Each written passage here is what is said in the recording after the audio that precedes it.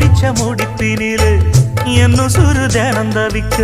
பூவில் நல்ல தேன் இருக்கு பொன் வண்டு பார்த்திருக்கு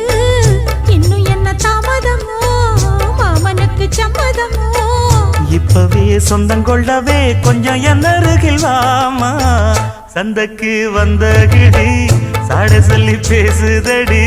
சந்தைக்கு வந்த மச்சான் சாட சொல்லி பேசுவதே